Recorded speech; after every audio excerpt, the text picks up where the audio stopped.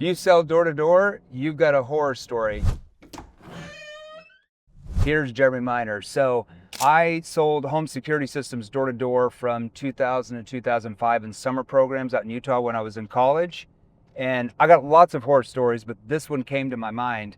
There was this one area I was at, it's Indianapolis, Indiana. I was there for summer of 2003, knocked on this door. This really seemed like smart lady comes to the door. She's probably like late 50s, early 60s. Find out she's a retired professor from like University of Indiana, like economics or something, I don't know.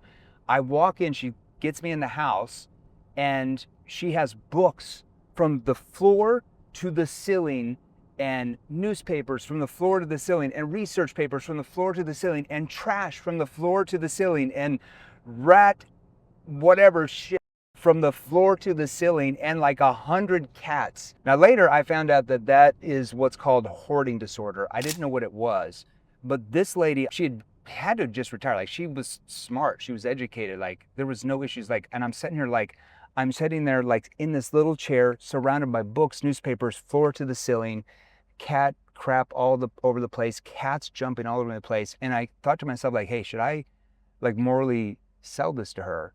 But the reason why I did is because she'd had 3 break-ins that year. A lot of her stuff had got stolen, and she needed this. And so I sold it to her and it got installed. I remember the technicians going in there. There was like 2 technicians that did the install job like maybe an hour later, and they were like giving me hell for this. They're like, oh my God.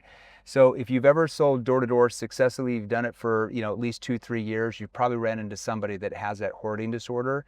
And I feel horrible for them, but that doesn't mean if you sell them something, you're not helping them. Okay, it just depends on what you're actually offering. But that is Jeremy Miner's horror story. Now, I'll tell you a few other stories. So when I was in areas, when I sold door to door back in school, the areas that I thrived the most in, that I would like go and like, as an alarm salesperson, I would sell like 5, 6, 7 installed accounts a day in these areas. I had one week where I did almost 50 installed sales, like they all got installed, were areas where they were big NASCAR fans. You know what I'm talking about? So like Indianapolis, Indiana, Kansas City, Missouri, Topeka, Kansas, like those areas, I would find areas where like the NASCAR flags were like in the ground in their front yard. You know what I'm talking about? The old, white guy, white lady, typical, stereotypical like NASCAR fan, okay? Those areas like I thrived in because they had really good credit. They always had like 675, 700, 750. I always call them grandpa, grandma credit, 800 credit scores. And they always wanted to protect their stuff in their garage, their tool sheds, all that kind of stuff. To me, those are the easiest prospects to actually sell to. So if you've ever sold successfully door to door for more than a few years, you probably have ran into somebody that has that hoarding disorder. Like I said, it's heartbreaking. I don't know why it happens. Maybe it'll happen to me. Hell, I don't know. Maybe in 20 years I'll have a hoarding disorder.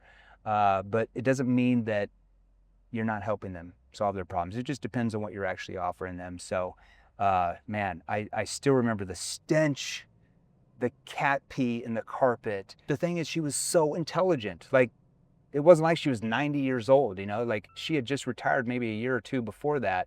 So this lady had her wits about her, but I don't know how you get hoarding disorder. I don't know if it's something you're born with or something goes wrong up there in your brain or whatever, but I still remember that. And the crazy thing is, I was actually in my 3rd corporate career, I had to go to Indianapolis for something for like a week or something, and I had like this deja vu moment where we were driving around or something, and I was like, oh my God, I still remember like this, it's like a baseball field or something. I still remember this area. I was like, oh my gosh, I literally sold every home.